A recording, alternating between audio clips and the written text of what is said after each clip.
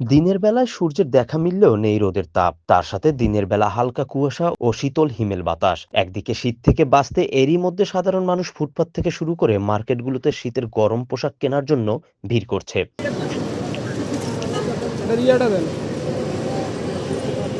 রংপুর নগরীর কাচারি বাজার থেকে ছালেক মার্কেট পর্যন্ত রাস্তার দুই ধারে ফুটপাত সহ সুপার মার্কেট, জামাল মার্কেট, জাহাজ কোম্পানি শপিং কমপ্লেক্স ও আরএমসি শপিং কমপ্লেক্সে মানুষের উপচে পড়া ভিড়।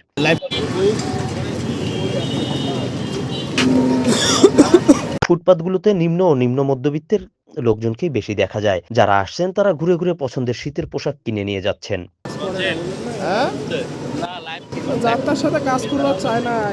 ক্রেতারা বলছে এবছর শীতের পোশাকের দাম অনেক বেশি। অন্যদিকে বিক্রেতারা বলছেন এবছর যেহেতু শীত একটু বেশি পড়েছে এবং চাহিদা অনুযায়ী যোগান নেই, তাই শীতের পোশাকের দাম একটু বেশিই থাকবে। মানে আগের বছরের তুলনায় এই বছর একটু কম, কারণ শীত কম।